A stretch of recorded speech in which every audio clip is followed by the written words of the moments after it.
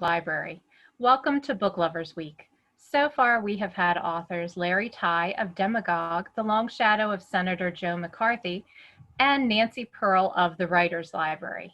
These presentations are both available to watch anytime on our Facebook pages. They will also be available on the Carroll County Public Library YouTube page. We created this week-long celebration as a virtual stand-in for Day for Book Lovers.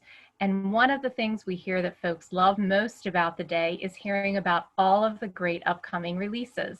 Joining us today is the library marketing team from HarperCollins. We're going to post a link for the presentation and you'll be able to follow along at home. And I think you'll recognize them if you are a Book Lovers regular. These presentations are always humorous, they're fast-paced and very memorable. Sometimes they even have special effects in them. No pressure, Virginia. Allow me to present Virginia Stanley, Chris Connolly, and Lainey Mays. Thank you so much, Lisa, and thank you so much for listening to us, chiming in, turning in to us to hear about some titles that we have coming up. We're thrilled to be part of Book Lovers Week. That's very exciting. So as Lisa said, I'm Virginia, and this is Chris, and this is Lainey. We're the library marketing team at HarperCollins for the adult books. And so we're going to get right to it and jump in and talk to you about our titles. So here's all of our contact information right here. If you need to get in touch with us, we're happy to converse with you. Just drop us a line. Before we get started, we know that many of you just heard from Nancy Pearl. We're thrilled about her book that just went on sale September 8th, I think it was. The Writers Library. That's a wonderful, wonderful book. You're in for a treat with that one if you haven't read it yet. Not only is it such a great profile of all these different kinds of writers and the books that sort of set them on their path and inform them, you know, and sort of shape them as to the writers and the people that they became.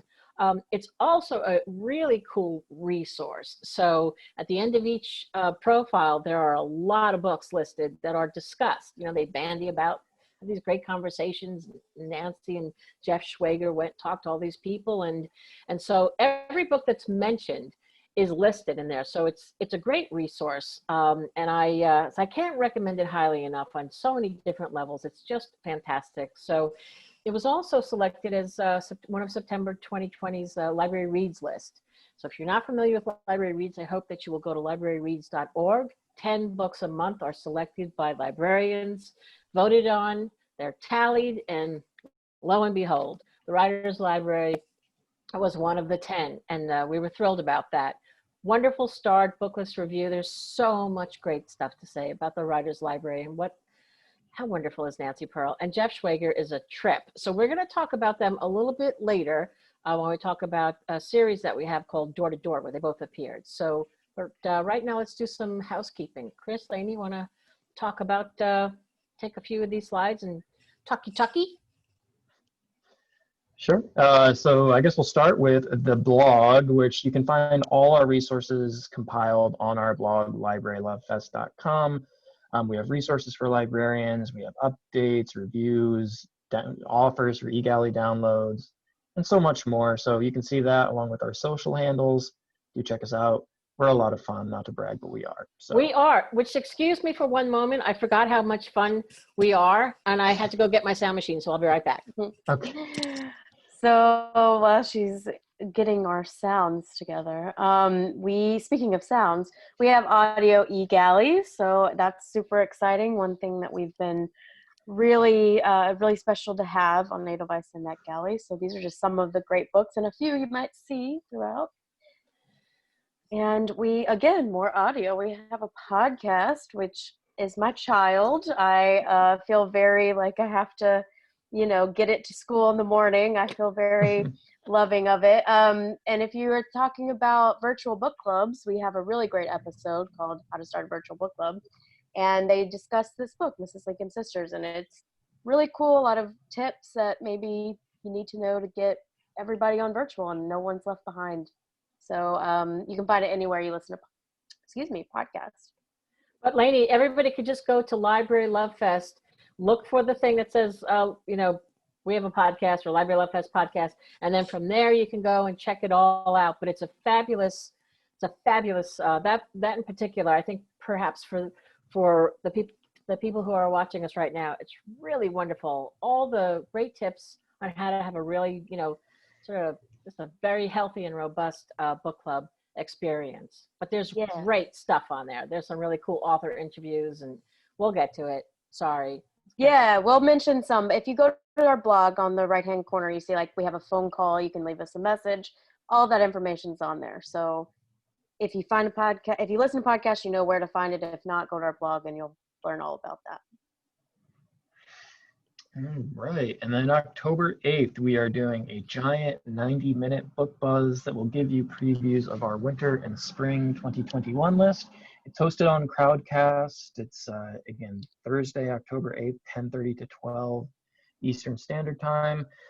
Join us. It'll be, you can see us surfing there. That's the vibe, but we also inform. There's a lot of amazing books coming next year that you really will want to know about. So you can register on Crowdcast. If you can't join us live, it will be on YouTube afterwards. So the link to register is going to be on the handout that you'll have access to via the library. I think that the library shared the link in the comments. So just look for that. And we do the whole presentation while surfing. So it's really cool. Last time we did it, there were like sharks surrounding us, but we just weathered on. Remember, we just kept on going. We soldiered through. Teamwork. I mean, we live and die for our books. Yeah, there you go. Yeah, the RSVP link is only on the slide, so it's super easy. October buzz, and you come hear us talk books again. Just email us if you have any questions. Yeah, our website also has all this information. Yeah. Library Journal Day of Dialogue. So we are super excited. We have like a cornucopia of authors. A cornucopia. Getting in the spirit of of our Thanksgiving. Yeah, so a lot of authors coming to this. Chris, do you want to tell them some authors? We have Brendan Hobson. We have Russell Banks. Yeah. So excited. So many to name. I think they're on the slides, aren't they? Well, you know what? Listen, if you go to Library Journal's Day of Dialogue, log on, and you can go to Library Love Fest, and we have information there too. Yep. So you can find all of that at that link and on libraryjournal.com. The author of The Kindest Lie, Nancy Johnson. And we have panelists. It's going to be great. And we're going to be there virtually in our pajamas. Mm-hmm. Yeah, so chat with us. Oh, Instagram takeovers. So we have been doing this every Friday since quarantine started, and it's such a fun way to see inside authors' homes and see their writing spaces and fun artifacts that they have in their homes, all the shelf envy, things that they've researched for the book. This is just a sampling. We've had so many authors on. Nancy Pearl was on. You have to go watch her shelf tour because, as she calls herself, Instanan. She showed every book. Well, she showed her bookshelves, and then she went and she was just doing like collection development. It was so great. So I hope you have a chance to go back and look at that. It's all on our Instagram page, Harper Library. Totally fun. May I? All right. So I mentioned before quickly, and I'll do it now. So we have a weekly virtual show. It's on Facebook Live, but then if you're not on Facebook, no worries. You have it all. We have a YouTube channel, so it's immediately put on YouTube. The only difference is that you can't, connect and communicate with us in real time. But we have been interviewing. We interviewed all these authors. Isn't that crazy? And everybody, it's a win-win. The authors, everything came to a screeching halt back in March when we left our offices, and everybody had to figure out how to pivot and how to get the word out about the books and about the authors, and librarians and authors alike were very anxious, as were we, to get the word out. And so this is what we did. We were doing it twice a week. We've scaled back a little bit, but we flow back and forth. If we have more opportunities, we go back to twice a week. And so every Tuesday at 2:00, we invite you to come. Usually it's with an author. Sometimes it's an editor. Sometimes it's a sales rep. Sometimes it's us. Well, it'll always be us. So there's lots of information there, and everything you can, all these episodes are on Facebook. They're also on our YouTube channel, Library Love Fest. Am I missing anything? Speaking of, so on September 8th, the on sale date of The Writer's Library by Nancy Pearl and Jeff Schwager, we had them on, and we had mystery guests on. So Nancy and Jeff didn't know who they were, and we had them in our little Zoom green room, and then we'd bring them on, and they were like, what? So I'm not going to tell you who any of them are.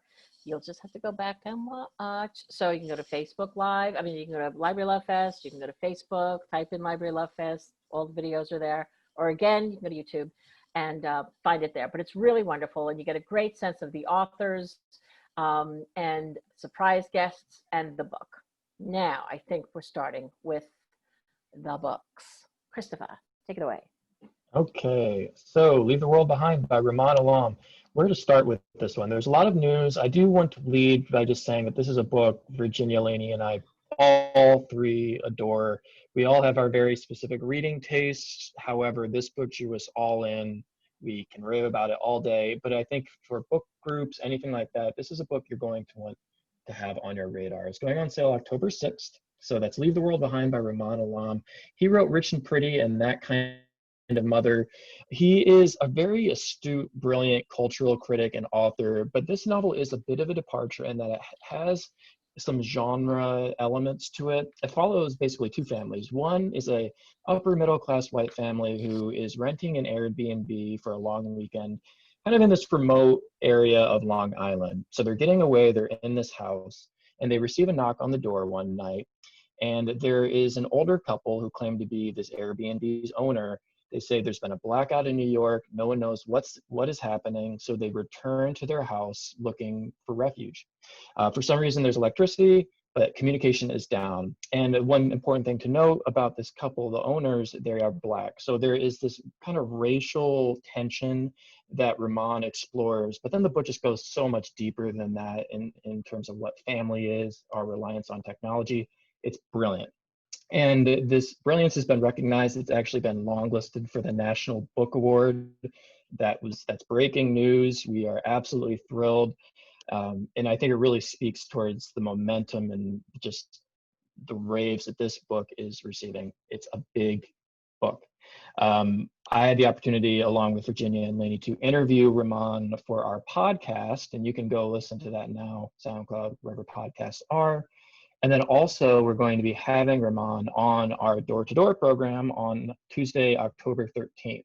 He's so smart. I just can't overstate that, how smart and kind he is. So that'll definitely be worth watching. So join us then. I think that pretty much covers it. Again, there's all the raves in the world for this book. I could read them off, but if you just look up this book, they are numerous. So one of my favorite books I've read this year, perhaps ever.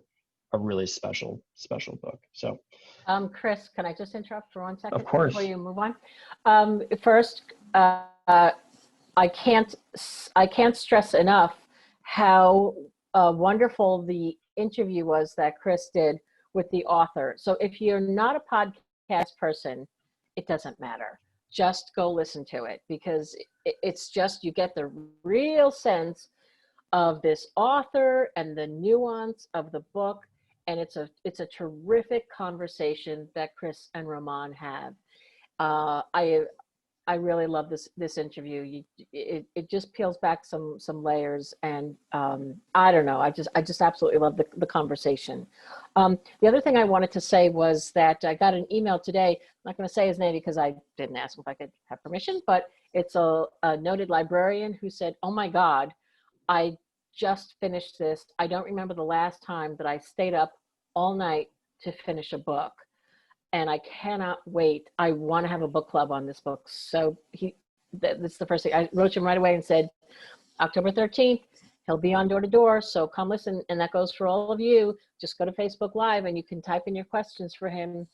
If you get a chance to read the book first, because I think that just makes I don't know, it just makes it even more rewarding. I feel that way when I read a book and I get to meet the author. But anyway, I'm hearing this over and over again from librarians, but I just thought it was so cool to get this text today saying that this librarian, this director who's been around doing this a long time, so I can't wait to get a book group together for this one. That's all I want to say, Chris. No, thank you, Virginia. That's very true. It just has such widespread appeal. So definitely keep that on your radar. So next up is Moonflower Murders by Anthony Horowitz, New York Times bestselling author of Magpie Murders. This is the sequel to that beloved mystery suspense novel, very much an homage to Agatha Christie. And I don't think anyone could do that as well as Anthony Horowitz, aside from like maybe Sophie Hannah and Agatha Christie herself. This is a novel within a novel, just like Magpie Murders. So you have Susan Ryland, retired publisher, star of the previous novel. She's living a good life in Greece until a couple approaches her claiming that an Atticus Pund novel that Susan published seems to have hints towards a real life murder that took place in this couple's hotel. So Susan has to return to England to investigate the ties between this novel and the real life murder. So again, everything you loved, Atticus Pund, Susan Ryland, the novel within the novel format, the kind of meta elements of that book, you're going to get that and more here with Moonflower Murders. And Anthony Horowitz will actually be on our door-to-door program on Tuesday, November 10th, which is the on-sale date for this fantastic mystery novel. I just love these books. I know a lot of librarians do as well. Magpie Murders was a #1 library reads pick. So not to be missed. He's such a fascinating person, great speaker, library advocate. He's got it all. So do join us on November 10th and do check out this book. E-galleys are available now. Okay, Mother May I by Jocelyn Jackson. If you're a fan of Jocelyn Jackson, this is the book you've been waiting for.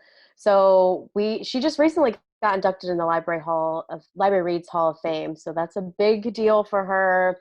Everyone loves her so much. She has 9 other novels. This is her 10th one. And her last novel was Never Have I Ever, and it kind of pushed her in this foray of domestic suspense, which is a little new for her. And it was so good. If you haven't had a chance to read it, you're turning those pages, you want to know what happens. And she is just so well known for taking things and making, not only is it just a really great thriller novel, but she takes it so much further and talks about a lot of darker themes and things in women's lives. And so this is no different. And Entertainment Weekly has said that she's a master of domestic suspense. So in Mother May I, this is her second kind of domestic suspense novel. It's about a woman named Bree, grew up in rural Georgia, and she was brought up by a single mother who told her the world is dark and scary and it's not on your side. And she kind of rejected that growing up, and she went on with her life and married into a really wealthy family, and has 2 young teenage daughters and a newborn baby son, and every opportunity is there for her. But one day she wakes up and she sees this older gray-haired woman, this witch-looking person peering through her bedroom window, and kind of blinks and she's gone. And she's like, oh, maybe that's my mind playing tricks on me. And she goes to school to drop off kids, and this woman appears again, and she's just like, this can't be right. It has to not be in my head. And all of a sudden her baby son, who's asleep beside her in the car, disappears. Blink of an eye. She doesn't know where he went. And so now a note turns up saying she's being watched, and she has to figure out what she needs to do to get her son back. And the mysterious woman, they come into contact, and she's a mother as well. And so the thing she has to do seems pretty harmless, but she decides maybe that's going to unroll a whole interconnected web of dark secrets that come out. It's so twisty. Turn the page good. You're going to want to know and live in that world for a while.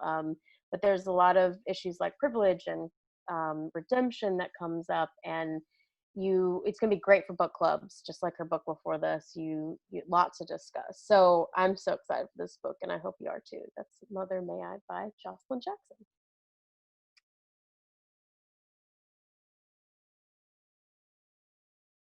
Sorry.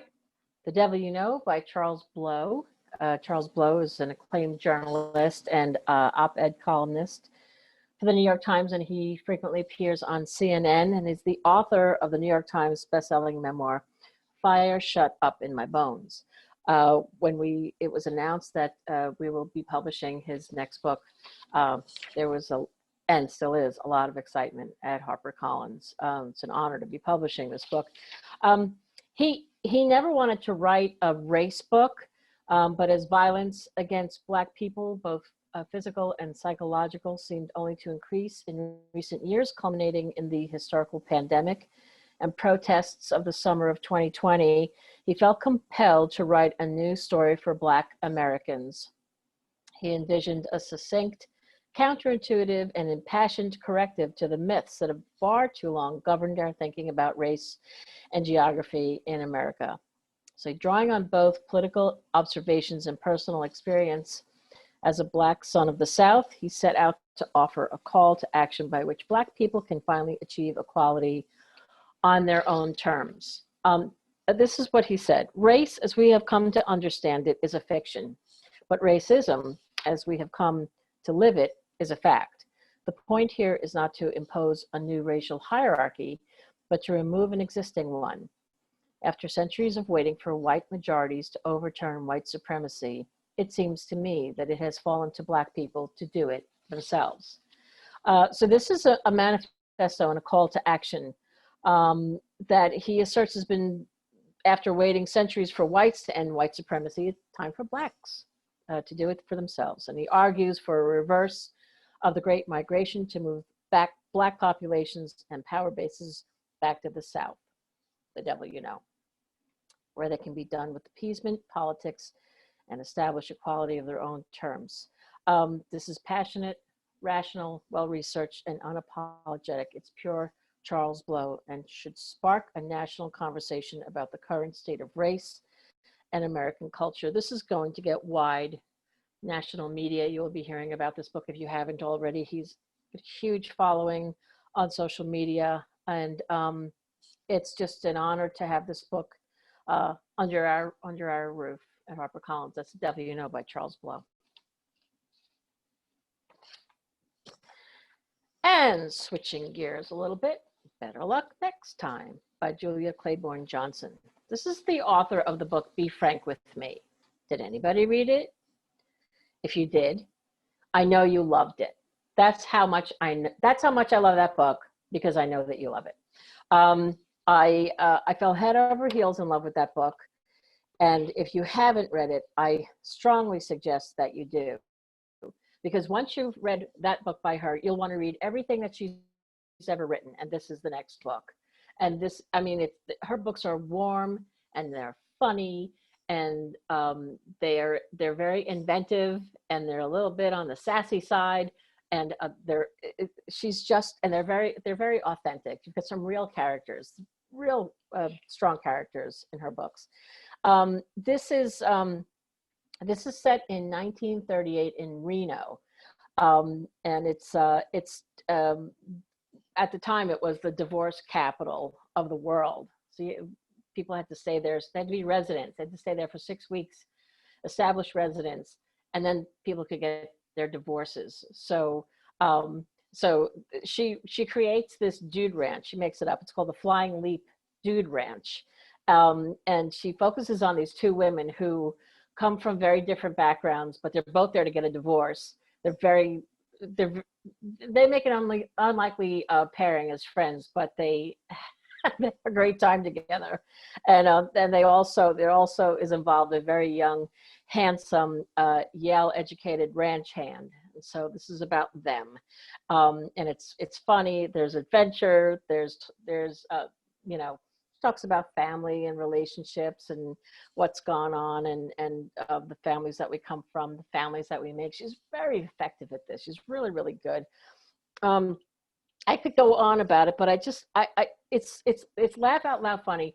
If you don't believe me, Lainey, can you share the little press kit that we have? So there's this wonderful press kit where there's a video of the author talking about, you can find it on Edelweiss. If you have access to the Edelweiss catalog, you can type in this title and it will come up. But it's pages of raves about this book. So, Elaine, if you can't pick it up, don't worry, because I have it here. This is sorry, it got lost. I'm looking. That's for it. Okay, not a worry. Here, this is just one page. Don't worry about it, Lainey.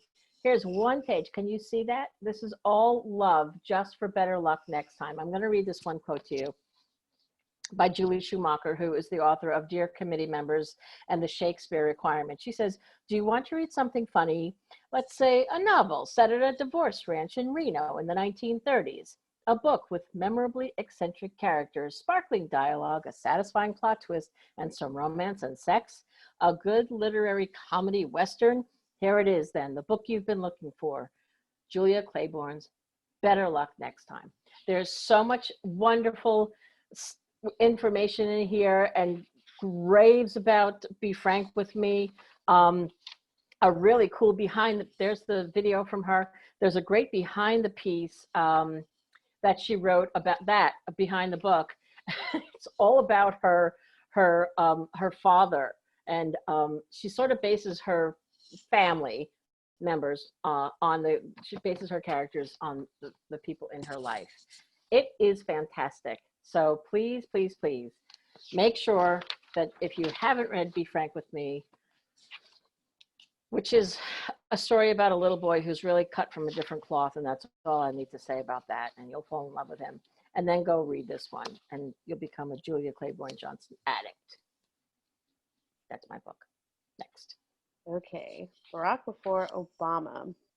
This one we were really excited to have on our list because it is so gorgeous and such a beautiful book. So this is by David Katz, who was one of the first 10 employees on President Barack Obama's first Senate campaign. So before he was president in 2004, he was going on the road and, you know, in some ways an underdog going through, and he captured his life on this race. And then he actually came back in 2008 and did some campaign. He was like the official campaign photographer for that election as well.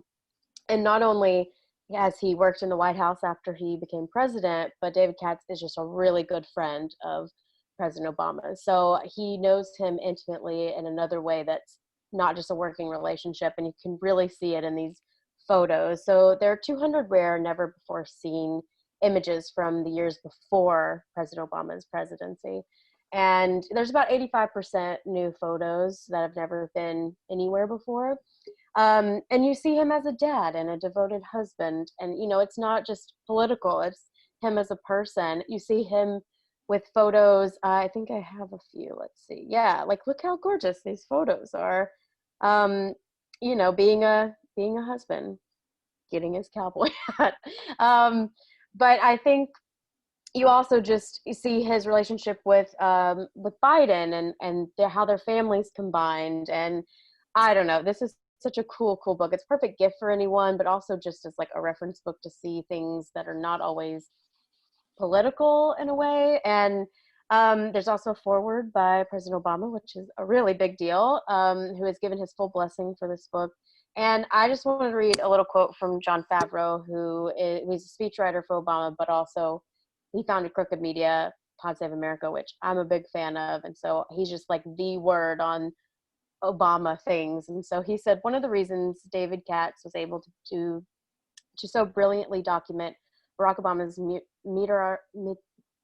meteoric rise is because the president trusted him to capture everything from intimate family moments to backstage before the speech of a lifetime.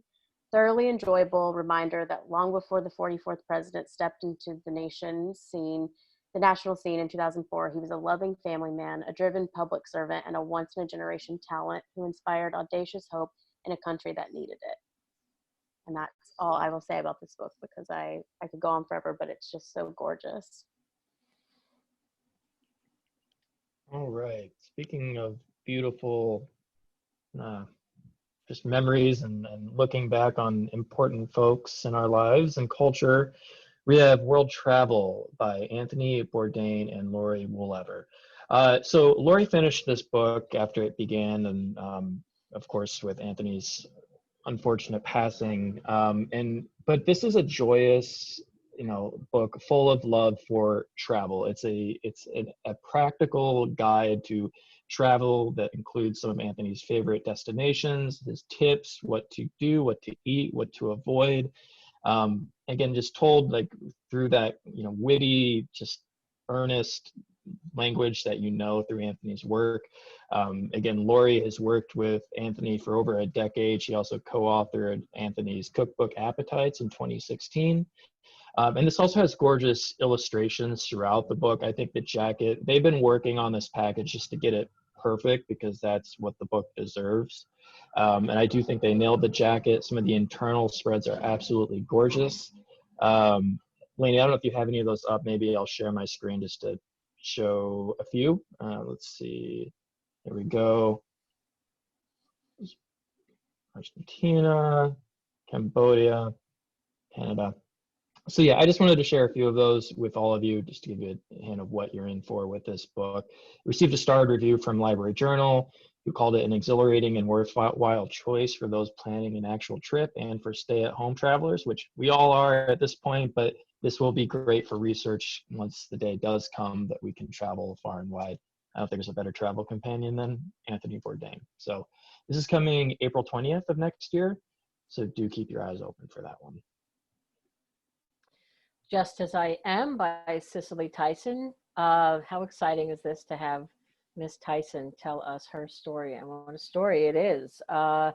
This, just to note, is not the final jacket, but it'll be coming soon. This book goes on sale in January. You know, she won the Academy Award, the Tony Award, the Emmy Award 3 times. And so she talks about her very storied career, six decade career. She also talks about her personal life more than she ever has before, which included her marriage to Miles Davis, and the role of faith and family in her life.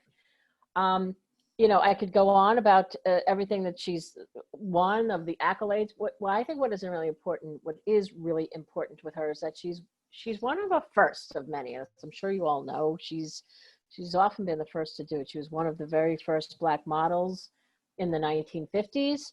She was the first Black woman to win an Emmy, first Black actress to wear her hair naturally on TV. All of these things. She has so much history, so many stories to tell. She really did. She really was groundbreaking in so many ways. She came into the office one day last year. I think it was last year. And we were in the presence of greatness. And I don't say that, you know, I'm not just throwing it around. I mean, it really was that way. In came this petite, beautiful, you know, glamorous, but understated and lovely and kind woman who wanted to know what we all did. And she was excited to meet us all, and we were excited to meet her. And it wasn't anything more than that. You know, it was just sort of a meet and greet, but it was, and we've had a lot of those over the years, but meeting Cicely Tyson, being in her presence, this woman who's done so much, was really memorable. And so we're very excited to have her book. Viola Davis has written the introduction, and she and Cicely Tyson has just been confirmed as a speaker at the ALA Midwinter Virtual Conference. So if any of you are planning to attend that, she will be one of the speakers at the show. So it'll be a recorded interview. So that'll be really interesting to hear what she's got to say. So that's Just As I Am, a memoir by Cicely Tyson that comes out in January. And the next book is also mine, The Lady Brewer of London. This is my kind of book. It's all about brews. This is Karen Brooks's third historical novel featuring a very strong and smart heroine who survives by courage, ingenuity, and defiance of convention. This book is set in 15th century England. It's Annika Sheldrake's family is made bankrupt when her father's ship is lost at sea. So rather than entering into a financially advantageous marriage, because she really is not into this, she instead turns to her mother's family business, and she becomes a brewer. And as this business prospers, there's retaliation against her success. So vowing to come back, Annika forms perhaps not so unlikely alliance with a brothel owner. So this has got great detail. It's got twists and turns. It's a page-turning story informed by real history about how beer and ale came to rule the world in the 15th century. And as I said, it's got terrific historical details, great research, and her first two books were really, really wonderful. That was The Locksmith's Daughter and The Chocolate Maker's Wife. So this is going to have a PS section, which gives you lots of interesting tidbits in the back. And it has highlights, interviews, and insights. And yeah, this is going to be a fun book. So this is coming out November 10th. And as I said, if you haven't read The Chocolate Maker's Daughter, do, because it's delicious. Haha. And The Locksmith's Daughter. So there we go. That is The Lady Brewer of London. I think it's time for a sound machine. What do we think? Yeah.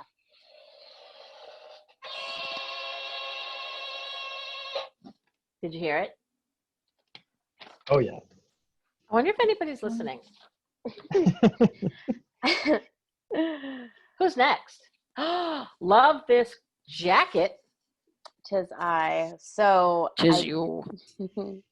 So this is The Heiress by Molly Greeley. If you had a chance to read Molly's first debut novel, The Clergyman's Wife, you know that she is writing in the world of Pride and Prejudice, which we always love a Pride and Prejudice remake. I mean, not a remake, in the world of, or a retelling, or a spin.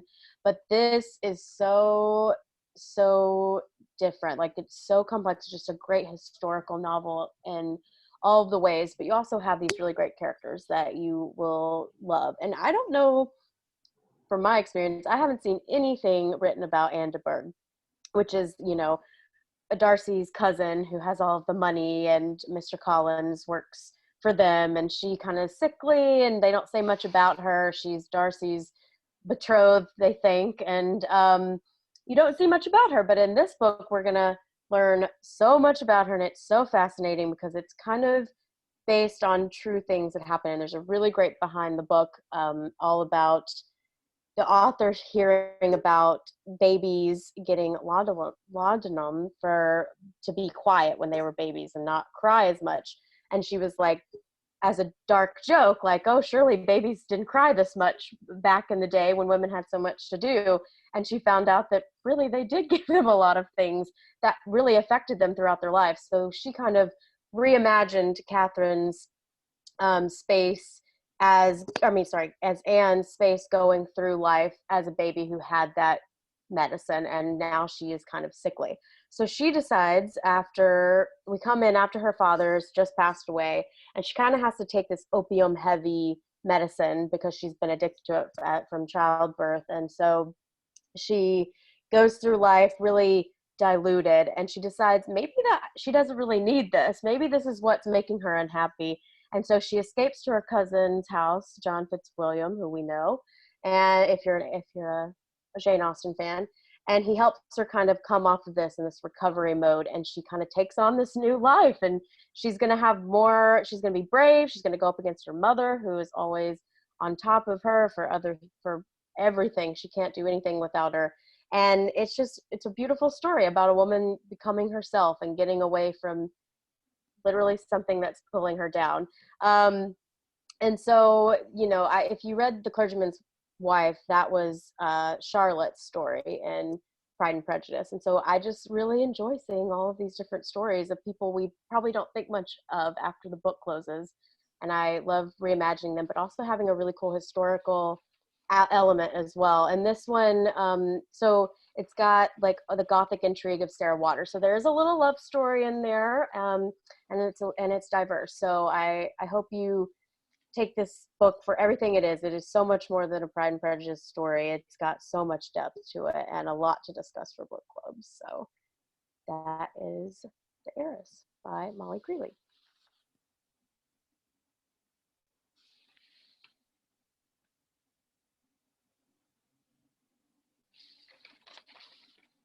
Is Rib King next?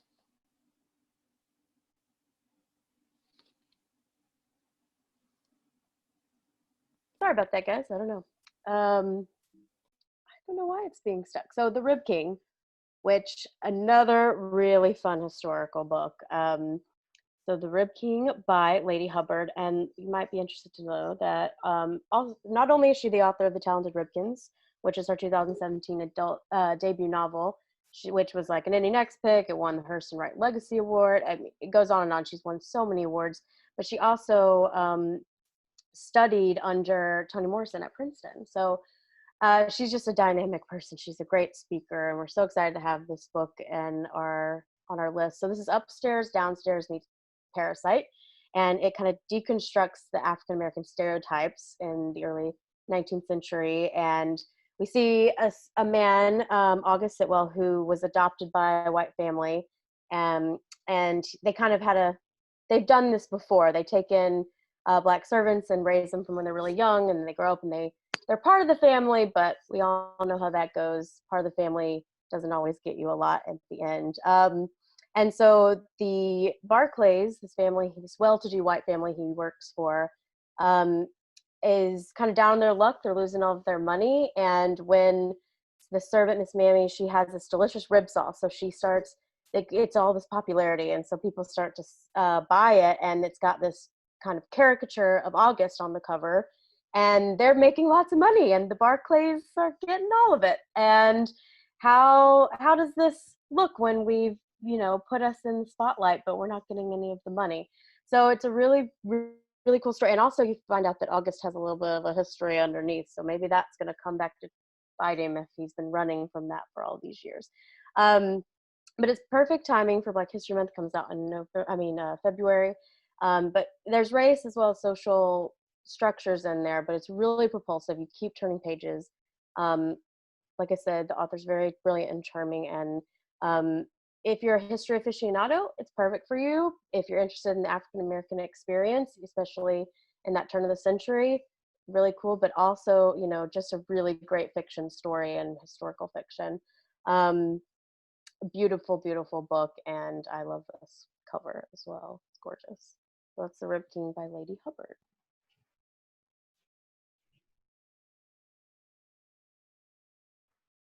All right, I'm next up with, we're almost there. It's Do Not Disturb by Claire Douglas. Do we have that jacket, Lainey? 1 second, sorry guys. It's all right. All right.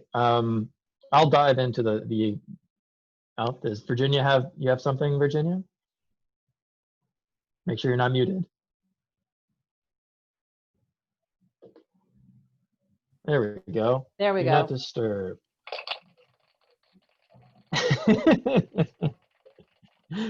Worth the wait. Yay! Okay, go ahead. All right. So this is really smart upmarket thriller suspense from Claire Douglas, who wrote The Sisters, Local Girl Missing, and Last Seen Alive. Claire does a lot of things really, really well, but I think just inner family dynamics, especially amongst like female family members, and then great sense of place. So this follows a mother who is reeling from this traumatic event. So she packs up her family and travels to this kind of remote, idyllic Welsh mountainside town where she is going to run this bed and breakfast with her aunt. And you don't really know what the deal is or why Kirsty, this mom, moved her family, but you know that she has something to hide. But she's making things work with her aunt, who is very demanding, until her estranged cousin shows up, Selena. And Kirsty hasn't seen Selena in years, and Selena is trouble. And they are kind of stuck in this household together. And Kirsty has to navigate this, and really she's put to the test and has to wonder how far she's willing to go to protect her family from, this toxic presence. So things snowball quickly. Again, I just love this sense of place, this Welsh town. But again, I think it's just the psychology of Kirsty as you follow her along this journey that's really, really propulsive. Again, just a wonderful book. And I think Claire has fans among some of the biggest names in thrillers, including Gillian McMillan and B.A. Paris. So if you love a quick, pacey, really well-written thriller, this is for you. It's Do Not Disturb by Claire Douglas, and it's coming November 17th. Yay! Russell Banks. Can you hear me? Okay, so so super excited to have this book coming out from Harper, from Russell Banks. This is the first novel from Russell in 10 years. Worth the wait. So I don't know how many of you are Russell Banks fans. He has written, how many books? 23 books. He's written fiction, poetry, and nonfiction. Um, I'm a big fan of his. He writes these stories that have these that are very page turning, and there's this, you get sucked up in the story of what's, and the characters of what's happening, but there's always sort of this sort of subtext, you know, there's always sort of like this context of major events that are happening in the world. There's always a commentary, but it never feels like it's hitting you over the head. And I guess that's why I love his books so much. Rule of the Bone was a wonderful book. Cloud Splitter was a great book. Yeah, he's just so smart, and I'm just very excited to have a book from him. So this book is called Foregone. It's not coming out until March, but I want you to know about it because I think you're going to hear a lot about it, and there's a lot to talk about this book. So it's he draws on his own personal experience and writes novels that sort of reflect the working class experience, like The Sweet Hereafter and Affliction, which was so good. But this novel is about a Canadian American documentary filmmaker in the last hours of his life. So he's sort of larger than life. The character is named Leonard Fife, and he's agreed to be the subject of this Canadian documentary that's directed by one of his former students. Now they hold him on high, and he's dying, and so he's decided now he's going to let it all out there, and he does. He's one of 60,000 draft evaders and deserters who fled to Canada to avoid serving in Vietnam. And now, as I say, he's in his 70s. He's dying of cancer. He's in Montreal, and he's agreed to do this final interview. And he's determined to bear all of his secrets at last and to demythologize his mythologized life. His wife is there.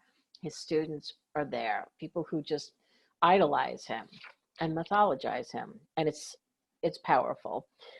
It's truth and ambition and everything that comes along with self-delusion and memory, and it takes a look back at the at the Vietnam War. As I said, he always sort of works in that, you know, some sort of themes of what's going on in history at the time.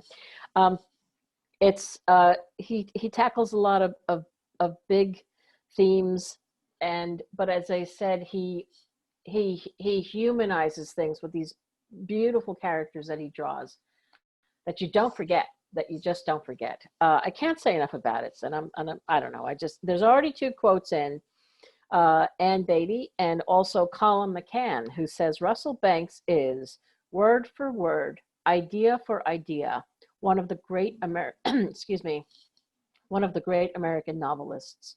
Foregone is a book about not coming to a conclusion. Banks presents us with a series of mirrors, some of them broken, some of them intact, and all of them wildly reflective of our times. Russell Banks is going to be in the HarperCollins booth for the Library Journal's Day of Dialogue on September 26th? 25th. 25th, thank you, Chris. So he's going to be doing like a little 20-minute chat. So please, if you're going to Day of Dialogue, come by and say hi. He will be there for a bit. You'll be hearing a lot more about this book. That's Foregone, Russell Banks, going on sale in March. Okay, next, The Price You Pay for College by Ron Lieber. So you probably know Ron. He does the does the popular Your Money column for the New York Times. And he has also written a book before this called The Opposite of Spoiled. And he's a best-selling author. He knows the world of finance, and he knows what people want to know, where they're too afraid to ask. And this book is no different. I know, it affects college, and paying for college affects most people. And in one way or another, even if you're just hearing about it on the news, it's such a big problem in our world these days. And so in this book, he is going to break down kind of like the myths around paying for college. What does college mean? What added value are you getting past the money? And like an interesting statistic, like a flagship state university for 4 years with on-campus living can cost you more than $100,000.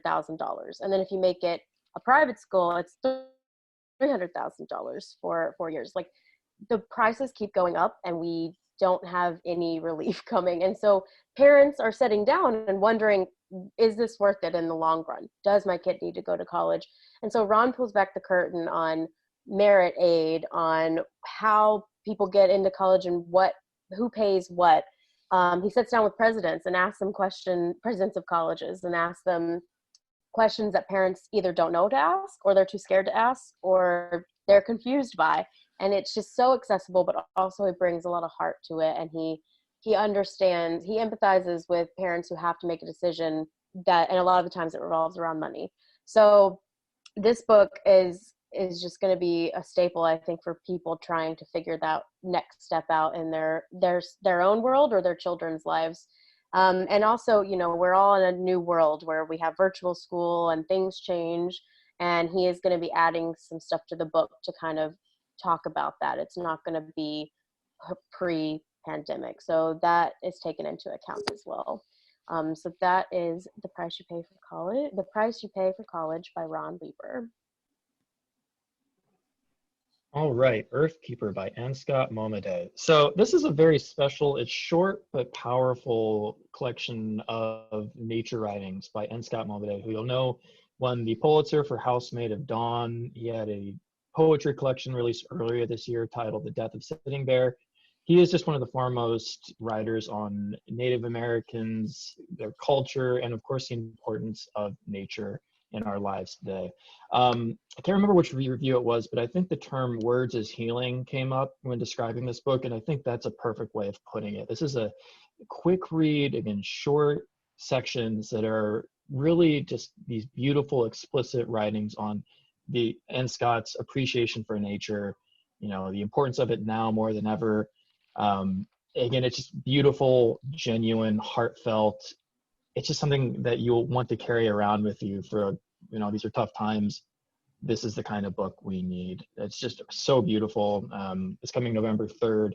Highly recommend. So that's Earthkeeper, Reflections on the American Land by N. Scott Momaday. Okay. Saving Freedom, Truman, the Cold War, and the Fight for Western Civilization by Joe Scarborough. Joe Scarborough, as you know, is, among other things, the host of MSNBC's show Morning Joe, which gets 2 million viewers most mornings. And he also has 2.6 million Twitter followers. So he is, a lot of people pay attention to him. I know I do. He's a smart, smart man. And he's written this book about Truman Capote. Truman Capote, I did it again. I kept saying Truman Capote. Harry Truman. I don't know why I'm doing that. It takes a look at his early presidency right after FDR's death. And it's a really interesting story about how he knew that FDR was in tough shape physically, but it was still a shock to him when he got the phone call, we need to go to the White House. And there he met Eleanor, and he said, what can I do for you? And she said, you're the one in trouble now. What can we do for you? There was a lot on his plate, and he didn't know about the atomic bomb. He was sort of kept in the dark, and suddenly he's the president. He had only been the vice president for 3 months when FDR died. So there's all this interesting information about, sort of the backdrop. He really came in and was faced with these incredible issues that he had to deal with, and I don't know. It's very interesting to listen to Joe Scarborough talk about this book, because he really paints a picture of how he was sort of this like failed. He calls him the failed haberdasher from Missouri. Like he was not sort of this, they didn't have high regard for him, but suddenly he just found himself in this place. FDR came to him and said, would you like to be my VP? And they only had met a few times, and now fast forward, now he's the president. So this is the story of right after FDR's death and this era where the Soviets quickly turned from being wartime allies to Cold War adversaries. And what is Harry Truman going to do about it? And of course, then he talks about creates the human doctrine and how so much of those sort of, foreign policies were laid in place. And he really stepped up to the plate and did some amazing things. And there's a quote here that, well, just back to the passage of the Truman Doctrine. It's an inspiring story of American leadership, bipartisan unity. So I thought that was really interesting how he brought them all together to make this, to create this policy that at a time in the country when everything was upended. I wanted to read a quote. There's so many quotes here. Eugene Robinson, Pulitzer Prize winning columnist and NBC News political analyst, John Meacham, and David Ignatius. They're all wonderful quotes, but the one that I want to read to you, because you need to know why this book is different. As this is what Claire McCaskill, former United States Senator, says, and MSNBC, she's always on, saying beautiful, brilliant things. As someone who sat in Harry Truman's seat in the US Senate, I have read every book written about him. I thought the subjects had all been covered. I was wrong. This book explores in depth the broad reach of Truman's revolution in US foreign policy. If you want to understand why isolationism harms America's national security, read this book. The Truman Doctrine ushered in the dominance of the United States in the world and the containment of communism. But this book is even more important as a cautionary tale about the fraying of America's alliances with freedom-loving nations. I could go on about this, about about Russia and the dangers that we once faced and are facing again. There's so much in this book, and it's brilliant. So I encourage you to read this. Saving Freedom. Truman, the Cold War, and the Fight for Western Civilization by Joe Scarborough. It goes on sale in November. Okay. Okay, Land by Simon Winchester. Simon is one of my favorite people in the whole world. He's just so kind in general, but he's also such a great writer. And he's the author of The Professor and the Madman and The Perfectionist. And he takes these really complex things and just breaks them down in such fascinating and unthinkable. I would have never thought of things this way, and breaks them down so well. And this is no different. So Land, we actually had his editor on to speak on the podcast, and I hope you go back and listen to it, because it's really funny. She was like, he came to me and he was like, I want to talk about Land. And she's like, all right, well, what do you want to talk about for Land? And she's like, that's too big. Like, she kind of dismissed it. And then he came back and she was like, this is exactly what I would have never thought to write about. Like, it's all encompassing, but it flows, it works. And it just talks about everything revolving around land. It's central to our existence. There's wars fought over it. Humans fight over it. We all want a piece of it. It's part of identity if you have land. Throughout history, it really is the defining factor, and it never goes anywhere. It kind of is always around. And so he examines, the depth of how we acquire this land, how we can be good stewards of it, why we fight over it. And some of the stories, he goes all over the world. So like he talks to, he finds out about the forced Australia land burning. He also goes to Scotland, learns about the largest owner of land in the world. And that's just the surface of what he covers, because it seems overwhelming. If I was going to say, oh, tell me about land, I would never be able to think of it in this way, but he does do it in a global way that makes it very, very interesting and flows it all together. So please listen to that podcast, because it's very fascinating to hear his editor talk about it.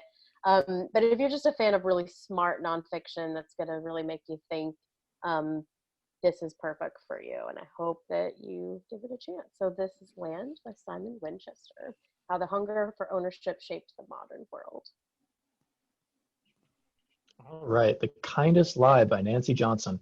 So this is a debut novel. It has 100,000 announced first print, which should help kind of frame how we feel about this book at HarperCollins, the amount of buzz that is building for it. This is for fans of Tayari Jones and Jacqueline Woodson that follows a woman, Ruth. It's 2008, so rise of Barack Obama, we're reeling from the financial crisis. And Ruth is an Ivy educated Black engineer. She has a kind husband. Life is pretty good, but there are ghosts that kind of prevent Ruth from fully enjoying this life. So she returns home to this rural town, Indiana. In Indiana, it's a factory town that right now is just struggling, plagued by unemployment.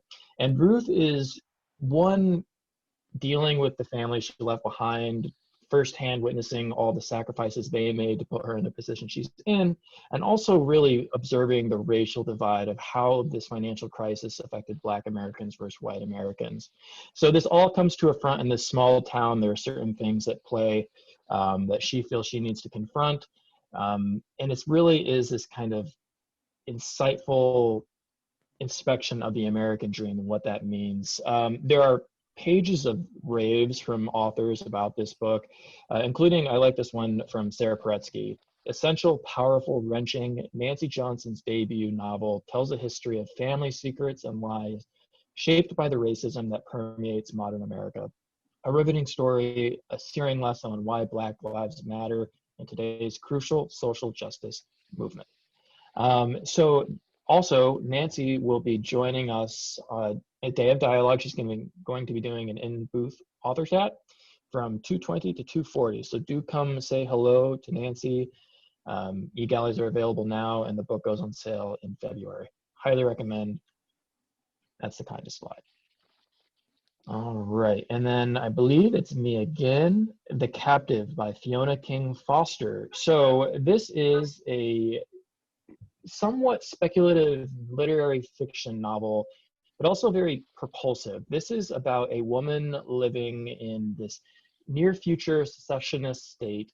Again, rural, hard scrabble, but this woman, Brooke, is free. She's taking care of her family. Life gets on, and it's hard, but it gets on until this criminal who's escaped goes on their land, threatens the family, and Brooke must call upon some of her own deadly skills that she thought she left behind to subdue this criminal. And basically what happens is she takes herself, her family, and this criminal to the closest sheriff, which again, this is a near future, there's nothing around. So it's this perilous journey in the middle of winter to get this man out of their lives. And of course, this unveils certain things about the family dynamics, Brooke's past. It's so good, and again, propulsive, action-packed. Brooke is like that, just a very cool heroine. I just really think this book is special. It's coming in January. And also, speaking of Day of Dialogue, the author Fiona King Foster is on the thrillers panel from 10:30 to 11:30. So very excited to see her speak. And the book goes on sale in January. That's The Captive by Fiona King Foster. That cover is cool. I need to know what her story is. Mm-hmm. Totally. I just want to jump in for 1 second. I know we're going over, we started a little bit late. So we have 1, 2, 3, 4, we only have 5 books left to talk about. So we'll probably wrap up at about 3:30, just in case you're wondering, when are these 3 ever going to stop talking? I don't think you're thinking that. I hope you're not. Anyway, I just wanted to say that. So this is the Cookbook Club by Beth Harbison. Beth, so she was originally she graduated college and she became a full-time private chef in the DC area. She doesn't live there now, but she did start there. And within 3 years, she sold her first cookbook, The Bread Machine Baker, and then she published 4 more cookbooks. And then she kind of moved into women's fiction. So 2 things she knows is writing and cookbooks, and this is perfect in this story, great for book clubs. And in this, lots of good food too. I love her. One of her books is called When in Doubt, Add Butter, and I think that's one of the best titles I've ever read. So this story is around 3 women, Margot, AJ, and Trista, and they all have different lives that they're leading. One is just opened a restaurant, even though it's not really financially safe for her. One of them's kind of hiding a pregnancy. And one of them is she wants to move away from her marriage that is failed, and she's only left this like old farmhouse and a collection of well-loved cookbooks. So she puts, so Margot has this cookbook collection. She puts out the call for a cookbook club. So beyond a book club, they're just going to get together and make all these recipes, and slowly they decide that, you know, not only is food a great equalizer and bringing people together, but, you know, friendship is really important. And so they bond, and their stories kind of go within that. It's really fun, really delicious, and Publishers Weekly called it a delectable novel, which, you know, you're going to get lots of food in there. And actually, the author herself has a cookbook collection. So if you have some time, go to Edelweiss and see a Q&A with her editor, because she just talks about all the cookbooks that have like influenced her life. And I found it fascinating. And some tips for people who don't think that they can use a cookbook. She said, just get in there and practice. So, and the cookbook club is called Must Love Butter. No diets, no skipping dessert. Foodies can come join in. So I hope you join in if that sounds good for you. That's the Cookbook Club by Beth Harbison.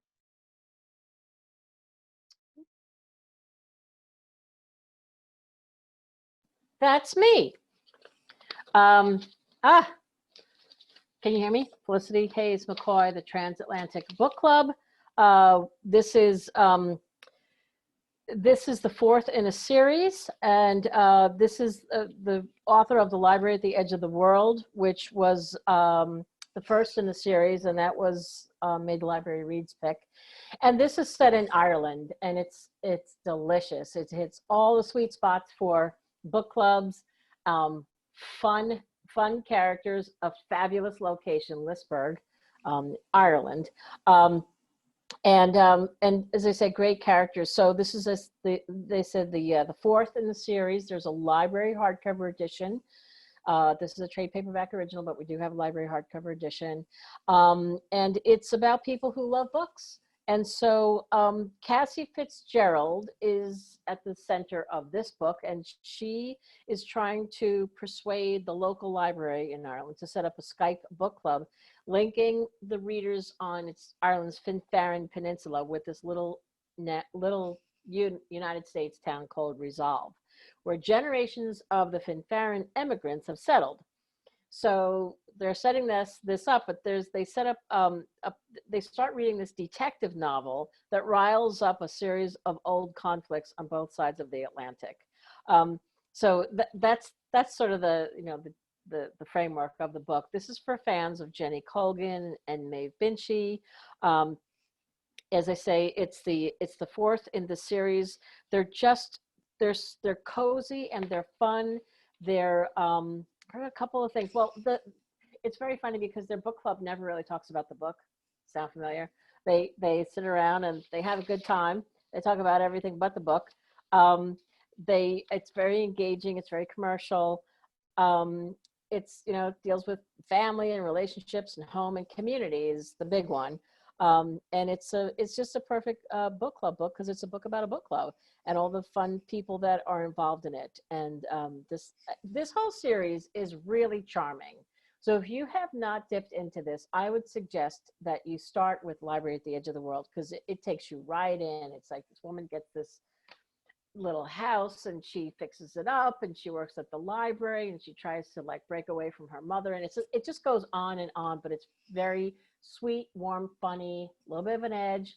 It's great. I really do. I love this series. So anyway, and very Irish. So if any of those things sing to you, then you are going to love this series and you're going to love the Transatlantic Book Club.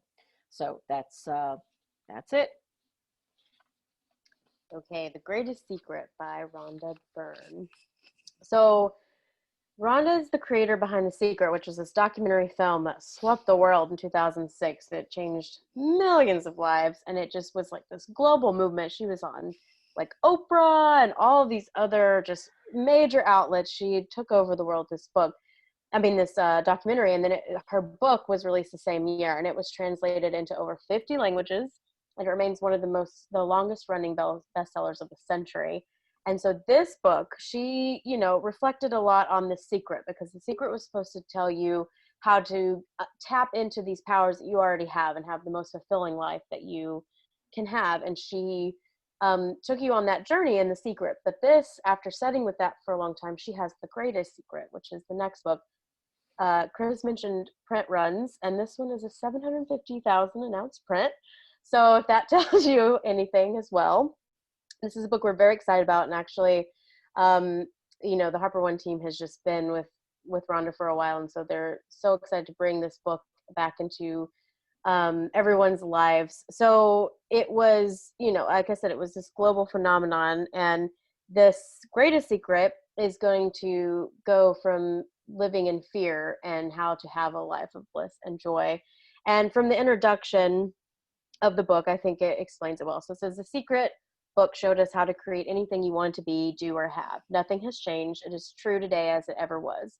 This book, The Greatest Secret, reveals the greatest discovery a human being can ever make and shows you the way out of negativity, problems, and what you don't want to a life of permanent happiness and bliss. So this is the next one. It also is even more global and from around the world, because she brings in a lot of contemporary teachers and philosophers, spiritual leaders for their advice as well.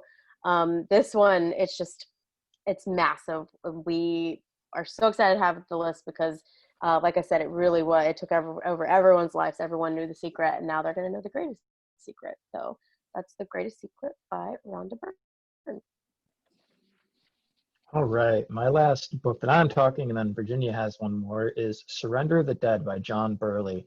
So I don't know if it's just because I spent a good deal of summer back home with my parents' place, but I have this fascination with people returning home to their hometowns and dealing with the secrets that they left behind. Not that I had anything deadly to deal with, but that's just the genre, the storytelling that I enjoy. And that's what's happening here with Surrender the Dead by John Burley. He wrote The Absence of Mercy, which was an award-winning novel. And then he also wrote The Quiet Child, which is the first book I read by John.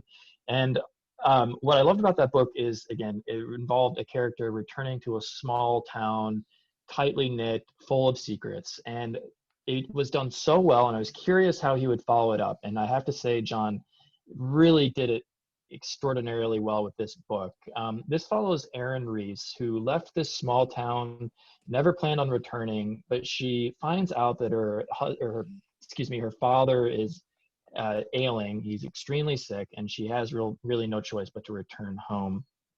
But she left this town for a very specific reason. There was a string of disappearances that haunted this town, including Erin's own mother. So now it's 19 years later. She's home, to take care of her father, and two bodies are uncovered on her father's land, which sets this small town into an uproar. Of course, her father is the main suspect, and Erin has to do everything she can to prove his innocence. So again, I just love the small town and the relationships at play that John writes just exquisitely. This is just a great novel by a great thriller. Again, I consider him kind of a literary thriller novelist. So good. So this is coming January 12th. It's Surrender the Dead by John Burley. And the last book for this presentation is Sparks Like Stars by Nadia Hashimi. Loving this jacket. This is about an Afghan woman who returns to Kabul to learn the truth about her family and the tragedy that destroyed their lives. This is from the author of The Pearl That Broke Its Shell, The House Without Windows, When the Moon is Low. Nadia Hashimi is such an effective writer. Some of you may know her. She may have been to your library. She lives in, where does she live? DC. If you are ever in need of a good speaker, please let us know, because Nadia Hashimi is just wonderful. So this is a story about, it's a real barn burner of It's a Known Voices story about atrocity, trauma, identity, and mercy. So in 1978 in Kabul, a soldier saves the life of a 10-year-old girl, while the rest of her family is murdered in a political assassination. and an American diplomat adopts the girl and raises her in the United States. And then fast forward 2008 in New York, that girl is now a doctor, and she sees a man she never expected to see again. The elderly man before her is the soldier who saved her and who may have murdered her family. So it triggers this, of course, all of these emotions and all of this fury. She's right back there, and it awakens just this desire for answers and possibly revenge. And her quest for truth will take her back there, they're simmering now under Taliban rule, and through shadowy memories of the world that she loved and lost when she was just a child. This is the author herself. So it's interesting. The author herself, her parents left Afghanistan in the 70s. Before the Soviet invasion. And in 2002, Nadia Hashimi visited Afghanistan for the first time with her family. She lives with her husband, Afghan-born neurologist, and their 4 children in Washington, D.C., where she herself practices as a pediatrician. So to say that she is accomplished this is understatement. Her books are, any one of them will transport you. You will learn a lot, you will feel a lot, because they're very evocative and they connect. She's smart, and she's warm, and she's brilliant. And we're big fans of hers. So as I say, if she lives in the DC area, so if you need, if you're interested, let us know. If you're interested in any of these authors, let us know. We'll see what we can do. But we wanted you to make sure that you know about this book. If you haven't read this author, highly encourage you to, and dip into her world, because it's brilliant and engaging, and you won't forget her characters are really, I'm not kidding. So that's Sparks Like Stars by Nadia Hashimi. That is coming out in March. And that is it. So we thank you so much. Are there any other slides? I don't think so. I think we're good, right? All right, I think we're done. Lisa, we're only a half an hour over. Not bad for us. Well, we got a late start, but we did. You had quite a list, and I think that our audience now has quite a list of books to check out in the coming months, which, is really a gift at these times to have reading as such an escape for us. It really is. Books are essential. And thank you so much, Virginia and Chris and Lainey, for sharing what is coming up in the HarperCollins catalog. You have some really impressive titles coming up and a lot of future bestsellers. Thank you for sharing your afternoon with us. Thank you. Thank you, everyone. Thank you. Bye.